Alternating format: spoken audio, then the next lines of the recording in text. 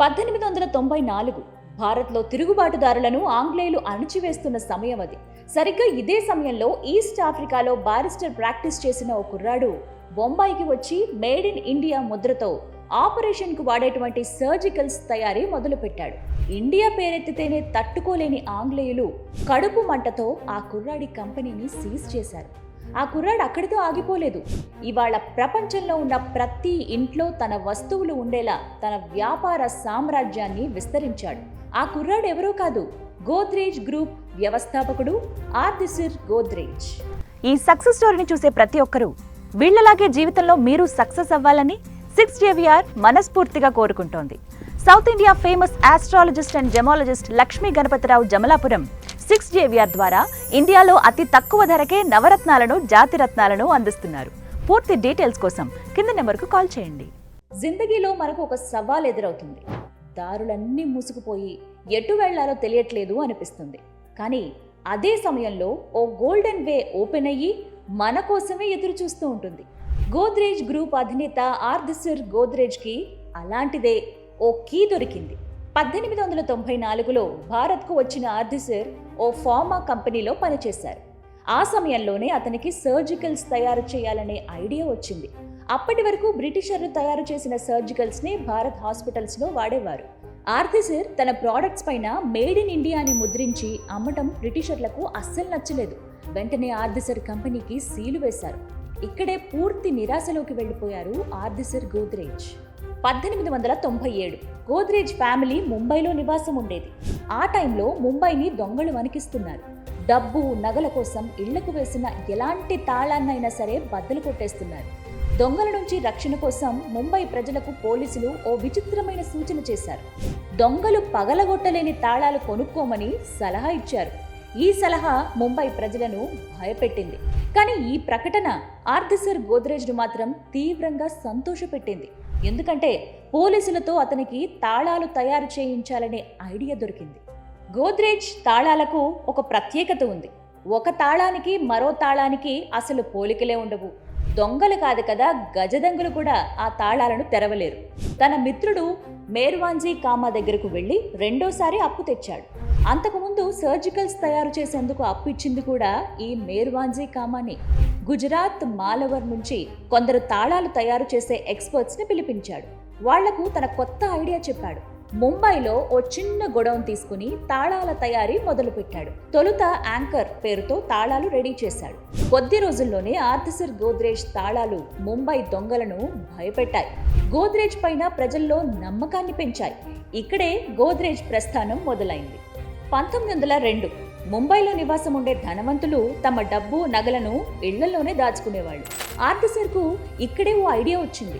ముంబైలో ధనవంతులు డబ్బు, నగలను తమ ఇంట్లో భద్రంగా దాచుకునేందుకు ఇనప్పెట్టెలు ఎందుకు రెడీ చేయకూడదు అని తన కంపెనీ ఇంజనీర్లతో కలిసి ఆర్థర్ కొన్ని నెలలు కష్టపడి అత్యంత సురక్షితమైన ఇనప్పెట్టెలు, అల్మరాలు రెడీ చేశారు. ఇవి ఎంత స్ట్రాంగ్ అంటే మంటల్లో వేసినా సరే అవి తగలబడిపోనంత గట్టిగా ఉండేవి. ఇప్పటికీ కూడా గోద్రేజ్ బీరువాలు చాలా సేఫ్. 1910 ఆర్థర్కు తమ్ముడు ఫిరోజ్ షా గోద్రేజ్ తోడయ్యాడు. ఇంజనీరింగ్ చదివిన ఫిరోజ్ షా తాళాల తయారీ పైన మరింత రీసెర్చ్ చేశారు. స్ప్రింగ్లెస్ తాళాలు సృష్టించడంలో విజయం సాధించారు. అంతేకాదు బీరువాలను కూడా మరింత స్ట్రాంగ్ చేశారు. అవి ఎంత సేఫ్ అంటే 1944లో ముంబైలోని డాక్ యార్డ్లో ఓ భారీ పేలుడు జరిగింది. ఆ పేలుడులో అన్ని వస్తువులు కాలి బూడిదయ్యాయి. కానీ గోద్రేజ్ బీరువాలో దాచిన డాక్యుమెంట్స్ మాత్రం చెక్కు చెదరలేదు. ఈ ఇన్సిడెంట్ గోద్రేజ్ పైన ప్రజల్లో నమ్మకాన్ని పెంచింది. చివరికి అప్పటి బ్రిటిష్ ప్రభుత్వం కూడా తమ డాక్యుమెంట్స్ దాచుకునేందుకు గోద్రేజ్ బీరువాలే కొనుగోలు చేసేవారు. బాంబే సర్కార్ తమ కార్యాలయాల కోసం పూర్తిగా గోద్రేజ్ బీరువాలనే ఆర్డర్ చేసింది. 1918 భారత్లో విదేశీ వస్తు బహిష్కరణ కొనసాగుతోంది. ఈ సమయంలోనే ఆర్థర్కు ఓ ఐడియా పుట్టింది. మరో కొత్త వస్తువును కనిపెట్టారు. అదే చవీ సబ్బు. చవీ సబ్బుకు ముందు ఉన్నటువంటి సబ్బులన్నీ కూడా జంతువుల కొవ్వుతో తయారయ్యేవి. ఆ సబ్బులను వాడాలంటే భారతీయులకు నచ్చేది కాదు. ఆర్థర్ దానికి భిన్నంగా ప్రపంచంలోనే తొలిసారి వెజిటబుల్ ఆయిల్తో సబ్బులు తయారు చేశారు. నాన్ వెజ్ సబ్బులను ముట్టుకొని హిందువులు వెజిటబుల్ సబ్బులను ఎగబడి కొన్నారు. చవీ తర్వాత గోద్రేజ్ 1922లో నెంబర్ 1 అండ్ నెంబర్ 2 అనే మరో 2 సబ్బులను తెచ్చింది. ఇప్పటికీ గోద్రేజ్ నెంబర్ 1 సబ్బు అమ్ముడుపోతూనే ఉంది. సినిమా యాక్టర్లతో పబ్లిసిటీ ఇప్పుడు మొదలైంది కాదు, 1920s గోద్రేజ్ ఆ ప్రయోగం చేసింది. 1926 టర్కిష్ బాత్ సోప్, వత్ని సోప్స్ ఈ రెండింటిని తీసుకొచ్చింది. అప్పటి నటి మధుబాల ఈ 2 సబ్బులకు బ్రాండ్ అంబాసిడర్గా పనిచేశారు. స్వదేశీ వస్తువుల తయారీతో గోద్రేజ్కు ఉద్యమకారుల మద్దతు లభించింది. స్వయంగా మహాత్మా గాంధీనే గోద్రేజ్కు ఓ లేఖ రాశారు. రవీంద్రనాథ్ ఠాగూర్, అని బిసెంట్, సి రాజగోపాలాచారి వంటి వారు గోద్రేజ్ సోప్స్ గురించి మాట్లాడారు. దీంతో గోద్రేజ్ బిజినెస్ ఎక్కడికో వెళ్లిపోయింది. 1936 గోద్రేజ్ గ్రూప్లో నవశకానికి పునాది పడింది. గోద్రేజ్ వ్యవస్థాపకుడు ఆర్థర్ గోద్రేజ్ నాసిక్లో కన్నుమూశారు. భార్య ముందుగానే చనిపోయారు. పిల్లలు కూడా లేరు. గోద్రేజ్ గ్రూప్ పూర్తిగా తమ్ముడు ఫిరోజ్ షా చేతికి వచ్చింది. ఇక్కడి నుంచి మళ్లీ కొత్త కథ మొదలైంది. 1943 ఆంగ్లేయుల నుంచి దేశం విముక్తికి ఇంకా 4 ఏళ్ల సమయం ఉంది. సరిగ్గా ఇదే టైంలో గవర్నమెంట్ ఆఫ్ బాంబే అప్పట్లో పోర్చుగీస్ వాళ్ల నుంచి స్వాధీనం చేసుకున్న విక్రోలీ విలేజ్ ని అమ్మకానికి పెట్టింది. నిజానికి గోద్రేజ్ ఫోర్ ఫాదర్స్ పూర్తిగా రియల్ ఎస్టేట్ వ్యాపారంలో ఉన్నారు. అదే వారసత్వాన్ని ఫిరోజ్ షా గోద్రేజ్ కొనసాగించారు. ముంబైలో ఆంగ్లేయులు అమ్మకానికి పెట్టిన 3400 ఎకరాల విక్రోలీ విలేజ్ ఆక్షన్లో కొనుగోలు చేశారు. ఇవాల్టికి కూడా ఈ ప్రాపర్టీ వివాదంలోనే ఉంది. మీకు తెలుసా, భారతదేశంలో తొలిసారి జరిగిన ఎన్నికలకు బ్యాలెట్ బాక్సులు తయారు చేసింది కూడా గోద్రేజే. 1951లో ప్రజాప్రభుత్వం ఏర్పడ్డాక ఎన్నికలు జరిగాయి. ఈ ఎన్నికల కోసం గోద్రేజ్ 17 లక్షల బ్యాలెట్ బాక్సులు తయారు చేసింది. Godrej business model different. అది ఆర్థర్ కాలంలోనే ప్రజలకు అర్థమైంది. ఓవైపు ఇంట్లో భద్రతను పెంచే గృహోపకరణలు, మరోవైపు సామాన్యుల అవసరాలకు తగినట్టుగా ఇంట్లో వాడే వస్తువులు తయారు చేస్తూ వస్తోంది. 1952లో సింథాల్ సోప్, 1955లో made in India typewriter, 1958లో మొట్టమొదటి భారతీయ రెఫ్రిజిరేటర్, 1974లో హెయిర్ కలర్, 1994లో దోమల్ని తరిమి కొట్టే గుడ్ నైట్ అండ్ హిట్, ఇలా గోద్రేజ్ నుంచి లెక్కలేనన్ని ఉత్పత్తులు వచ్చాయి. మార్కెట్లో ప్రజలకు ఏ వస్తువు అవసరమో ఆ వస్తువులను తయారు చేస్తూ వెళ్ళింది. 1972లో ఫిరోజ్ షా మరణం తర్వాత గోద్రేజ్ గ్రూప్లో అనూహ్యమైన మార్పులొచ్చాయి.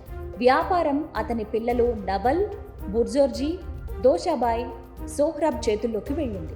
సోహ్రబ్, దోషాబాయ్కి వారసులు లేరు. గోద్రేజ్ వ్యాపారం నవల్ గోద్రేజ్ అండ్ బుర్జోర్ షా గోద్రేజ్ చేతుల్లోకి వెళ్ళింది. బుర్జోర్ కుటుంబం గోద్రేజ్ సబ్బుల తయారు చేసుకునేది. నవల్ కుటుంబం సెక్యూరిటీ అండ్ టెక్నికల్ అంటే తాళాలు వంటి బిజినెస్లు చూసుకుంది. వారసులు వచ్చే నాటికి గోద్రేజ్ బిజినెస్ ఎవ్వరూ ఊహించని స్థాయికి వెళ్ళింది. బుర్జోర్ షా వారసులు ఆది గోద్రేజ్ అండ్ నాది గోద్రేజ్లు తమ కంపెనీని 2 ముక్కలు చేశారు. ఒకటి గోద్రేజ్ ఇండస్ట్రీస్, ఇందులో సెక్యూరిటీ అండ్ టెక్నికల్ వస్తువులు తయారు చేశారు. రెండవది గోద్రేజ్ కన్స్యూమర్ ప్రొడక్ట్స్, దీని కింద సబ్బులు, గుడ్ నైట్, హిట్ వంటి ఉత్పత్తులు తయారు చేశారు. 1990లో గోద్రేజ్ సంస్థ రియల్ ఎస్టేట్లోకి అడుగుపెట్టింది. గోద్రేజ్ ప్రాపర్టీస్ కంపెనీని స్టార్ట్ చేసింది. అంతేకాదు 1991లో యానిమల్ ఫీడ్ కంపెనీ గోద్రేజ్ అగ్రోమెట్ ప్రారంభించారు. బుర్జోర్ షా వారసుల చేతుల్లో ఉన్న గోద్రేజ్ ఇండస్ట్రీ కింద మొత్తం 5 కంపెనీలు వచ్చి చేరాయి.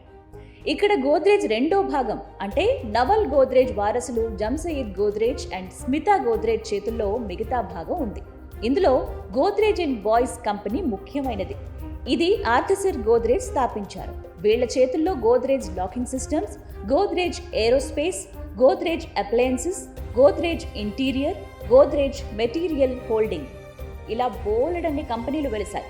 విచిత్రం ఏంటంటే గోద్రేజ్ గొడుగు కింద వచ్చిన అన్ని కంపెనీల్లో గోద్రేజ్ ఫ్యామిలీలోని అందరికీ భాగస్వామ్యం ఉంటుంది.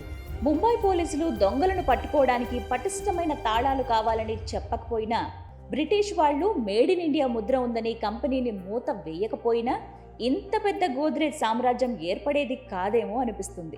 గోద్రేజ్ సక్సెస్ స్టోరీ నుంచి ఒకే ఒక్క బలమైన పాయింట్ నేర్చుకోవచ్చు. కంపెనీ విస్తరణ అంటే కేవలం బ్రాంచ్లను పెంచడమే కాదు, ఉత్పత్తులను కూడా పెంచటం. గోద్రేజ్ అదే చేసింది. నిత్యం ప్రజలకు అవసరమైన ఉత్పత్తులపై దృష్టి పెట్టింది.